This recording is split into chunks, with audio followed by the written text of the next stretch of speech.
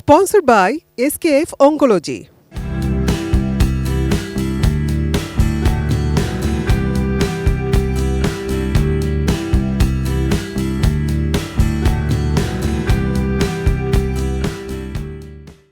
প্রিয় দর্শক, আপনারা দেখছেন এটিএন নিউজ। এসকেএফ অনকোলজি সৌজন্যে বিশ্বমানের ক্যান্সার চিকিৎসা এখন বাংলাদেশের শীর্ষক অনুষ্ঠানে আপনাদের সবাইকে আমন্ত্রণ জানাচ্ছি। আমি ডক্টর ফাইজুর রাহলা। দর্শক, ফুসফুসের ক্যান্সার সচেতনতা মাস উপলক্ষে আমাদের এই বিশেষ আয়োজন। আমাদের আজকের এই আয়োজনে আমাদের সাথে স্টুডিওতে সরাসরি যোগ দিয়েছেন আমাদের বিশেষ অতিথি ডক্টর রুবিনা সুলতানা, সহকারী অধ্যাপক, রেডিয়েশন অনকোলজি, জাতীয় ক্যান্সার গবেষণা ইনস্টিটিউট ও হাসপাতাল। আপনাকে অনেক ধন্যবাদ আমাদের সাথে আজকে আমাদের স্টুডিওতে এই অনুষ্ঠানে যোগ দেওয়ার জন্য। আপনাকেও অনেক ধন্যবাদ এটিএন নিউজের পক্ষ থেকে। এটিএন নিউজ যে আমাকে এতটুকু একটা সুযোগ দিয়েছেন, এটার জন্য আপনাদেরকে সবাইকে ধন্যবাদ। আমরা জানি যে ফুসফুস ক্যান্সার সম্পর্কে সচেতন করার জন্য আসলে মাসব্যাপী আমাদের নানা রকমের আয়োজন থাকছে। ফুসফুস ক্যান্সার নিয়ে যখন আমরা কথা বলতে চাই বা সাধারণ দর্শকদেরকে যখন আমরা জানাতে চাই, একেবারে প্রথমেই আসলে জানার থাকে যে অন্য ক্যান্সারগুলোর মধ্যে ফুসফুস ক্যান্সারটাকে কেন আমরা এত বেশি জোর দিচ্ছি বা জোর দেওয়ার দরকার কিনা। এই বিষয়ে আসলে আপনার কাছে প্রথমেই জানতে চাই যে জাতীয় ক্যান্সার গবেষণা ইনস্টিটিউটে আপনারা কেমন পান অন্যান্য ক্যান্সারের রোগীদের সাথে আমরা যদি একটা তুলনা করি, ফুসফুসের ক্যান্সার আসলে কতখানি পাই বা কোনো পার্সেন্টেজ আমরা বলতে পারি কিনা, এই ব্যাপারে আপনার কাছে জানতে চাই প্রথমে। আচ্ছা, আমাদের জাতীয় ক্যান্সার হাসপাতালে আসলে যেহেতু একটা টার্সিয়ারি হাসপাতাল, এখানে পুরা বাংলাদেশ, পুরা সারা দেশেরই মানুষ, সব ক্যান্সার রোগীরা আমাদের কাছে আসেন এবং সব রকমের ক্যান্সার নিয়ে। এর মধ্যে আসলে আমরা যেটা দেখি যে সবচেয়ে বেশি ছেলেদের ক্ষেত্রে, পুরুষদের ক্ষেত্রে আমরা ক্যান্সার, বিশেষ করে লাং ক্যান্সারটা সবচেয়ে বেশি, সাথে কোলন ক্যান্সার যেমন আছেন, সাথে প্রোস্টেট বা ইসোফেগাসের ক্যান্সার আছে। বিশেষ করে ছেলেদের ক্ষেত্রে হচ্ছে লাং ক্যান্সারকে আমরা প্রথমেই রাখছি। আর যদি আমি মহিলাদের ক্ষেত্রে বলি, তাহলে সেই ক্ষেত্রে লাং ক্যান্সারের রোগীরা সাধারণত আমরা 4 নম্বরে আছে। প্রথমের দিকে আমাদের ব্রেস্ট, তারপর জরায়ুর ক্যান্সার, আর এগুলো কোলন ক্যান্সার, এগুলো এবং 4 নম্বরে। তবে মৃত্যুর ঝুঁকির কথা যদি আমরা বলি, যে সবচেয়ে মানে কারা ক্যান্সারের কারণে সবচেয়ে মৃত্যুর ঝুঁকিতে আছে আসলে লাং ক্যান্সার।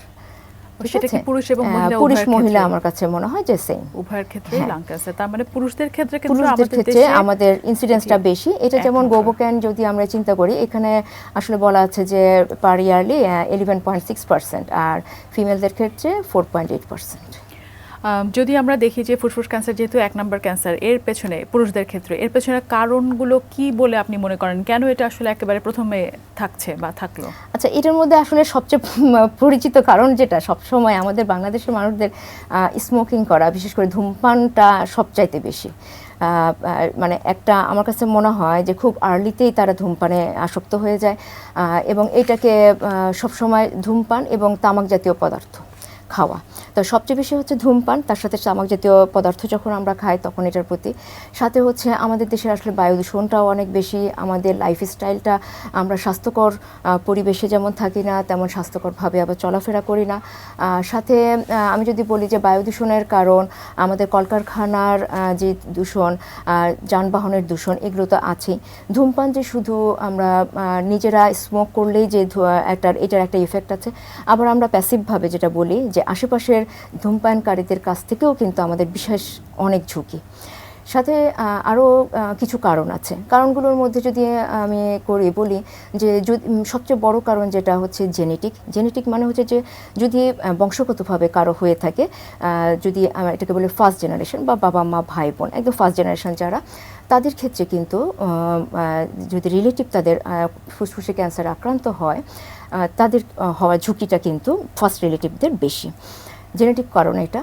আর সাথে সাথে আমরা আরও কয়েকটা কারণ বলতে পারি যে যদি কোনো কারণে এর আগে কখনো রেডিয়েশন পেয়ে থাকে, মানে যেমন আমরা অনেক সময় ওই জায়গাতেই মানে ফুসফুসের কাছাকাছি কোনো কারণে রেডিয়েশন এক্সপোজড করতে হচ্ছে।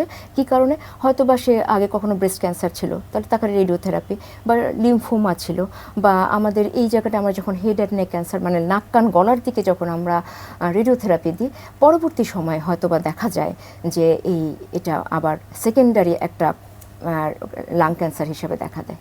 তো এগুলোই মোটামুটি একটা কারণ। আর সবচেয়ে বেশি হচ্ছে যে ধূমপানটাকেই আমি সামনে রাখবো। আপনার কাছে আমরা আসলে অনেকগুলো কারণ শুনলাম যে কারণে বাংলাদেশে ফুসফুস ক্যান্সার এত এগিয়ে আছে। আমাদের দেশের সাধারণ মানুষদের কথা আমরা যদি ভাবি তখন দেখা যায় যে ওনারা অনেক কিছুর ব্যাপারেই সচেতন নন এবং নিজের স্বাস্থ্যের ব্যাপারে ওনারা আরোই সচেতন নন। উপসর্গ একেবারে প্রাথমিক পর্যায়ে কি কি দেখা যায় এবং কখন তাদেরকে সতর্ক হতে হবে, এইটা আসলে ওনাদেরকে দেওয়ার মতো একটি জরুরি মেসেজ। আপনার কাছে জানতে চাই যে একেবারে প্রাথমিক পর্যায়ে কি কি উপসর্গ থাকে এবং যদি ওনারা দেরি করে ফেলেন, যদি অ্যাডভান্স স্টেজে চলে যায়, তখন কি কি ধরনের উপসর্গ হতে পারে? আমাদের দেশে আসলে আমরা জাতীয় ক্যান্সার হাসপাতালে কাজ করতে করতে আমরা যেটা সবসময় দেখি যে আমাদের রুগীগুলো আসলে লেট স্টেজে একদম শেষের দিকে আছে। আসলে স্টেজগুলো তো অনেকগুলো, 1st to 4। তো এই প্রথম থেকে চতুর্থ পর্যায়ে আসতে গেলে কিন্তু আমাদের সবসময় আমরা দেখা যায় তৃতীয় বা চতুর্থ পর্যায়ে রেখে একদম প্রাথমিক অবস্থায় আসলে খুব একটা কখনোই দেখতে আসতে পারে না। তো কারণটা কি? কারণটার ক্ষেত্রে আমার কাছে যতটুকু মনে হয় যে ওরা প্রথমে সবসময় কাশি, হয়তো বা মনে করছে যে কাশিটা বোধহয় স্বাভাবিক, অনেকে ঠান্ডা লাগছে, আমার বোধহয় গলাটা বসে গেছে, ঠিক আছে এরকম বোধহয় চলছে, কাশি মনে করছে। আবার যারা সবসময় ধূমপাই তাদের কিন্তু খুসখুসে কাশিটা সবসময় থাকে। এটা যে ফুসফুসের ক্যান্সারের কারণে হচ্ছে সেটাকে একটু ইগনোর করা বোধহয় একটু টেন্ডেন্সি।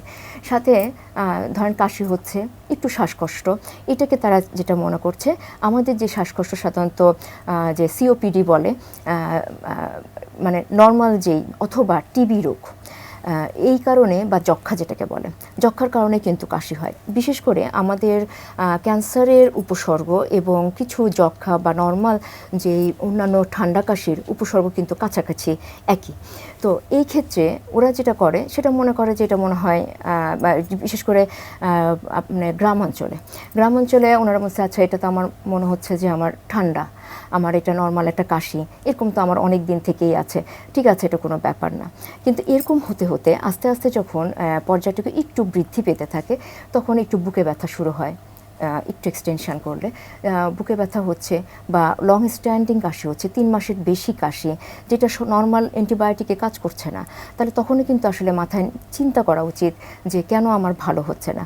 আর আমাদের দেশের আরেকটা বড় একটা আমি বলবো যে সবাই আসলে এনটিটিভি ড্রাগসগুলো হঠাৎ করে যে স্পুটাম পজিটিভ না, জিন এক্সপার্টে পজিটিভ আসছে না, তারপরেও কিন্তু একটা ধারণা আছে যে কাশি হচ্ছে 3 মাসের বেশি কাছে, মনে হয় যক্ষা। তো যক্ষা দিয়ে আমরা এনটিটিভি ড্রাগস শুরু করে দিচ্ছি, কিন্তু এনটিটিভি ড্রাগস খাওয়ার পরেও কিন্তু সেটা ভালো হচ্ছে না, কিন্তু সেই দিকে কিন্তু কারো এই জিনিসটার খেয়াল করছে না। তাহলে সেই ক্ষেত্রে আমাদের কিন্তু আমাদের কাছে আসতে কিন্তু লেটে।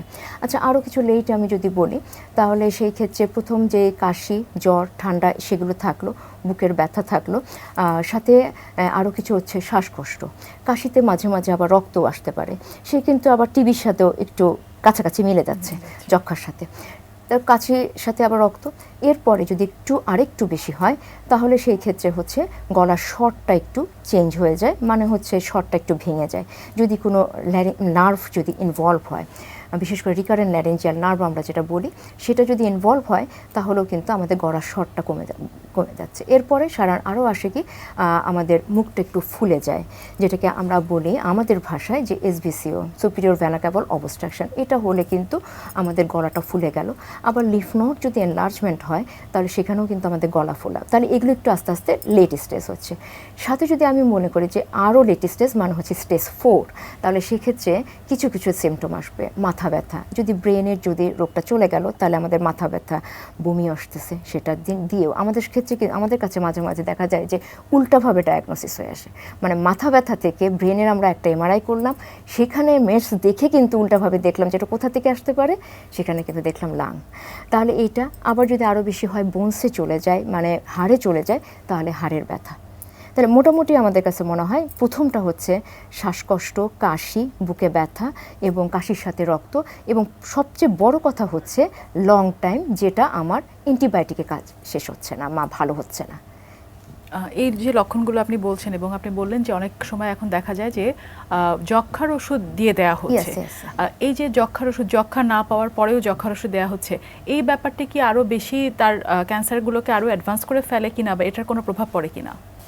এনটিটিভি ড্রাগস কিন্তু আমাদের কিন্তু ইমিউনিটিটা অনেকটুকু কমিয়ে দেয়, ঠিক আছে, আবার ক্যান্সারটাও কিন্তু আমার ইমিউনিটি কমিয়ে দিচ্ছে, তাহলে দুই দিক থেকে কিন্তু আমাদের ইমিউনিটি কমে যাচ্ছে। ইমিউনিটি কমে গেলে আমাদের এমনি ক্যান্সারের বিরুদ্ধে শক্তি, ভিতর থেকে যে শক্তিটা সেটা কিন্তু আসলে কমে যায়। আর এন্টিটিভি ড্রাগস যে ক্যান্সারের কোনো ক্ষতি করে সেটা না, পরোক্ষভাবে আমাদের ইমিউনিটি কমানোর কারণে শারীরিকভাবে তার সুস্থতাটা আরও একটু কমে যায় বা তার শক্তিটা আরও কমে যায়। সেই ক্ষেত্রে ক্যান্সারের বিরুদ্ধে তার মানে যুদ্ধ করার ইয়েটা কিন্তু কমে আসবে, দুর্বল হয়ে যায় কিছুটা হলেও। সেটাই দুর্বল হয়ে যাওয়ার কারণেই কিন্তু পরবর্তীতে যখন আমরা ক্যান্সারের চিকিৎসাগুলো করতে চাই, লাইক কেমোথেরাপি বা রেডিওথেরাপি বা যেটাই হোক, সেটা কিন্তু নেওয়ার সক্ষমতা অনেকটাই কমে আসে। জি, আমাদের দেশে দেখা যায় যে অনেকেই ভাবেন কোনো একটি রোগ হলেই আমার জ্বর আসতে হবে। এখানে যদি একটু বলতেন যে ক্যান্সার অথবা ফুসফুসের ক্যান্সার, সেক্ষেত্রে কি আসলে রোগীদের জ্বর আসে নাকি? না, আমরা খুব একটা জ্বর এরকম আসলেই দেখি না, খুব একটা জ্বর দেখি না। তবে আরেকটা বড় পয়েন্ট আমার কাছে মনে হয় যে আমাদের কোনো কারণ ছাড়াই আমাদের ওজনগুলো কমে যাচ্ছে। তো ওজন কিন্তু দেখা যায় যে এক মাসে বা হঠাৎ করে আমার কেন 10% ওজন কমে গেল, 10%-এর বেশি ওজন কমে গেল, এটা কোনো কারণ নাই। কারণ অনেক সময় আছে যে থাইরয়েডটক্সিকোসিসের কারণে ওজন কমতে পারে, আমার ডায়াবেটিসের কারণে কমতে পারে, কিন্তু কোনো কিছুর কারণেও আমি দেখতে পাচ্ছি না। তাহলে কিন্তু আমাদেরকে অবশ্যই চিন্তা করতে হবে যে কোনো না কোনো কারণে এটা আমাদের ক্যান্সার হতে পারে। এটা একটা, তার মানে যখন কাশি হবে কিন্তু জ্বরের সাথে আসলেই তখনও কিন্তু ডাক্তারের কাছে যেতে হবে। এটাই বলছিলাম যে জ্বর না থাকলে অনেকে সচেতন হয় না, মনে করেন যে কাশি আছে, ঠিক আছে, ঠিক হয়ে যাবে, এবং ঠিক হয়ে যাবে করে মাসের পর মাস আসলে দেরি হয়ে যায়। যখন একজন রোগী আপনাদের কাছে আসেন তখন আসলে শনাক্ত করা এবং কনফার্ম করার একটা ব্যাপার থাকে। কি কি পরীক্ষা নিরীক্ষা লাগে অথবা আর কি কিভাবে শনাক্ত করা যায় যে উনি আসলে ফুসফুসের ক্যান্সারে আক্রান্ত, এটা আসলে টিবি না বা অন্য কোনো কারণ না, অন্য কোনো ইনফেকশন না, সেটাকে আমরা কিভাবে আসলে কনফার্ম ডায়াগনোসিস করব? আচ্ছা, আমরা তো প্রথমে একজন রোগী আসলে প্রথমে তার আমরা হিস্ট্রি নিই বা কতদিন থেকে তোমার এই সমস্যাগুলো হচ্ছে বা সাইন এবং সিমটম যেটা বলে, আমরা উপসর্গগুলো বুঝলাম কোথায় কি, বা আরও হচ্ছে যে তার রিস্ক ফ্যাক্টর কোনো কিছু আছে কিনা, সে ধূমপান করছে কিনা বা তামাক জাতীয় খাবার খাচ্ছে না, এরকম একটা হিস্ট্রি একটা ওভারঅল আমরা নিলাম। নেওয়ার পরে আমাদেরকে একটা ধারণা আসলো যে আসলে কোনো একটু সমস্যা মনে হচ্ছে, আমার ফুসফুসের কোনো কিছু সমস্যা। তখন আমরা আসলে আমাদের দেশের সবচেয়ে বড় সমস্যা হচ্ছে আমাদের আর্থিক একটা ব্যাপার। আমরা সব পরীক্ষা কিন্তু সহজে আমাদের দেশের মানুষকে দিতে পারি না। তো একটা সবচেয়ে সর্বোচ্চ কমের মধ্যে আমরা কি দিই, একটা এক্সরে। এক্সরে কিন্তু আমাদেরকে আসলে একটা বড় একটা ধারণা দেয় যে এখানে কোনো কিছু। এক্সরে কিন্তু আবার দুটাকে আলাদা করতে পারে না, খুব একটা বেশি আলাদা করতে পারে, একটা ধারণা দিতে পারে।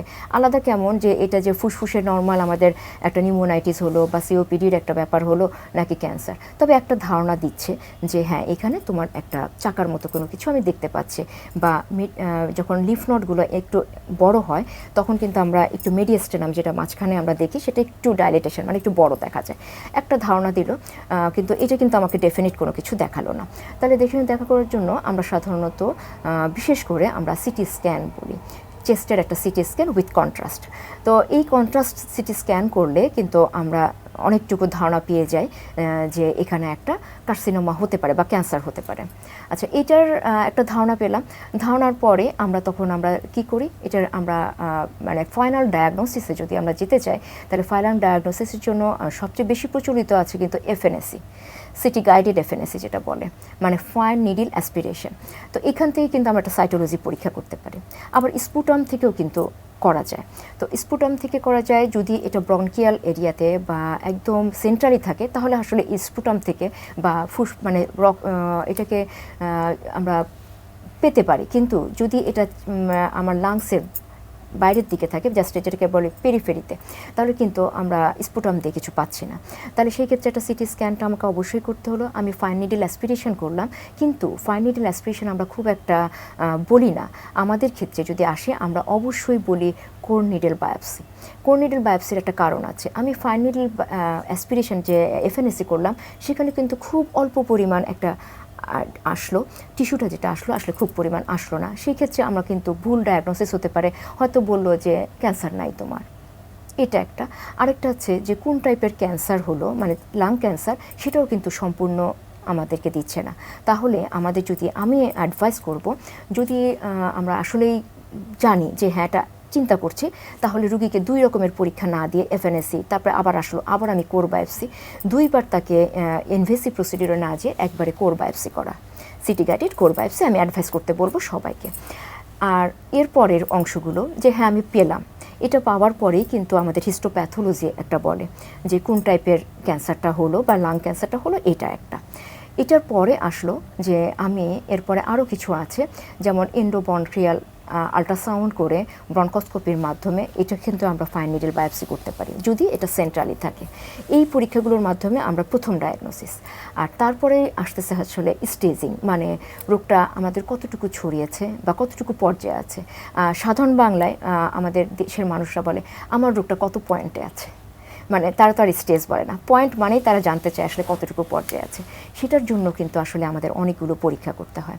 কিন্তু এই পরীক্ষাগুলো আসলে আমি যদি বলি একটু এক্সপেন্সিভ আমাদের দেশের জন্য, সবাইকে যদি আমরা বলি তখন কিন্তু করতে চায় না।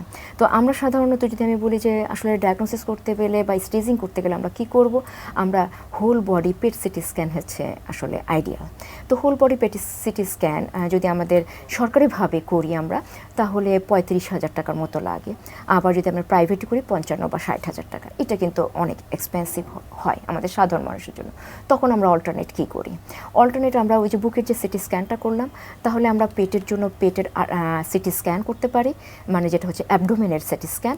আর যদি সেটা করতে না পারে তাহলে আল্ট্রাসোনোগ্রাফির মাধ্যমে কিছুটা আইডিয়া, মানে সেটা লিভারে চলে গেল না কোথাও কিছু চলে গেল, এটা আবার। আর এরকমই একটা ব্যাপার। আর যদি দেখা যায় যে স্মল সেল লাং ক্যান্সার এবং টিউমারটা অনেক বেশি বড়, তাহলে আমাদের অবশ্যই ব্রেনের একটা এমআরআই করে নেওয়া উচিত, কারণ স্মল সেল লাং ক্যান্সার বেশিরভাগ সময়ই আমাদের ডায়াগনোসিস হয় ব্রেন মেটাস্টেসিস, মানে ব্রেনে চলে। Sponsored by SKF oncology. এতটুকু করলেই হয়, কিন্তু প্রাথমিক পর্যায়ে আমাকে বলবো যে একটা এক্সরে, একটু সন্দেহ হলে অবশ্যই সিটি স্ক্যান, এগুলো করা খুবই জরুরি। অনেক কিছু শুনেছি আপনার কাছ থেকে। এবারে চিকিৎসা সম্পর্কে আমাদেরকে যদি সার্বিকভাবে বলতেন যে কি কি অপশন আছে এবং আমাদের দেশে কি কিভাবে চিকিৎসা দেওয়া হয় বা হচ্ছে এই মুহূর্তে, সেগুলো যদি জানাতেন। আচ্ছা, আসলে লাং ক্যান্সারের আগে মানুষের ধারণা, আমি যেটা বলি যে সবাই সেই প্রথম রুগী এবং রুগীর চাইতে রুগীর লোকের কথাবার্তাটাই বেশি, যে আসলে কি এটা চিকিৎসা। আমি তো জানি যে ফুসফুসের ক্যান্সার হলে রুগী আর বাঁচে না, তো এটাই তাদের হচ্ছে একটা ধারণা।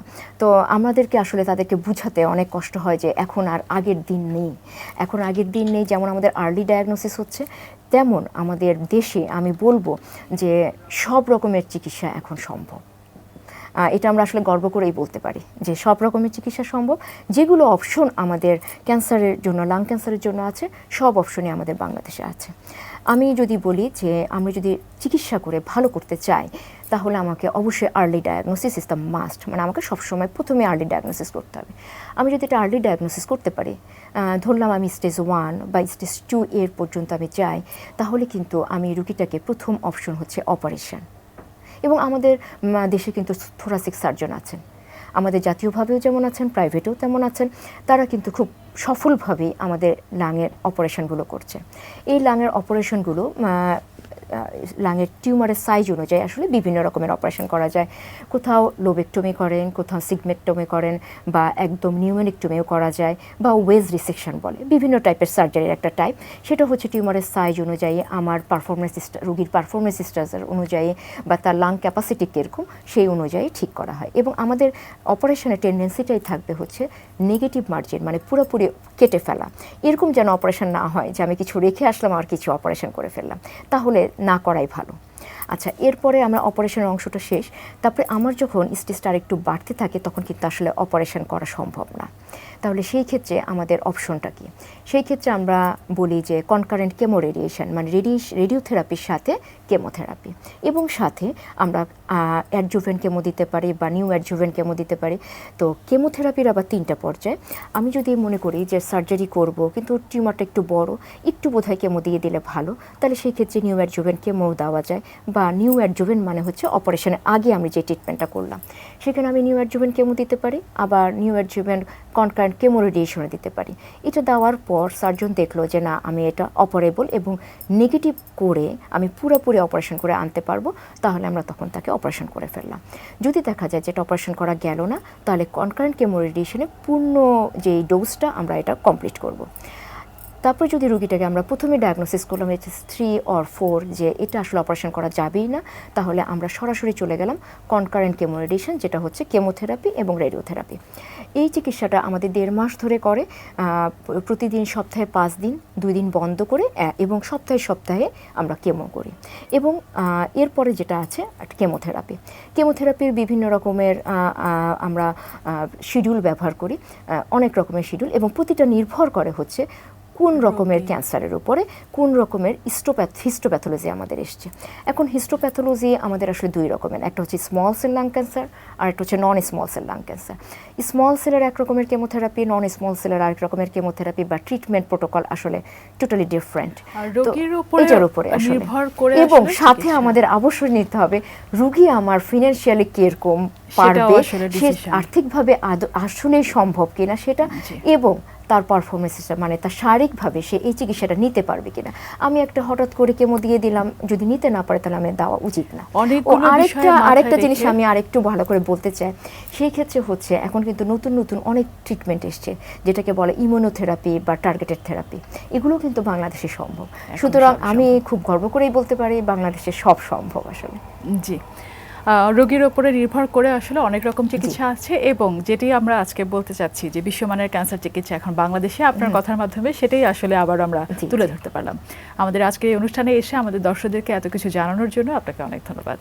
আপনাকেও অনেক ধন্যবাদ, এবং এসকে ফার্মাসিউটিক্যাল কোম্পানিকেও ধন্যবাদ, এটিএন নিউজকে তো সবচাইতে বেশি ধন্যবাদ যে এই একটা প্ল্যাটফর্ম তৈরি করে আমাদেরকে কিছু বলে আমাদের সচেতনতা বৃদ্ধি করে যদি আমরা একটা ক্যান্সার রোগীকেও যদি আমরা সুস্থ করতে পারি, এটাই আমাদের জন্য অনেক বেশি পাওয়া।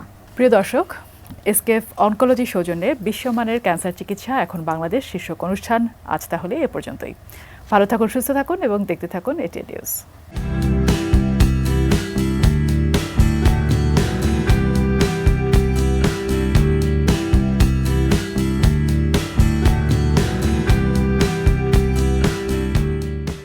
Sponsored by SKF Oncology.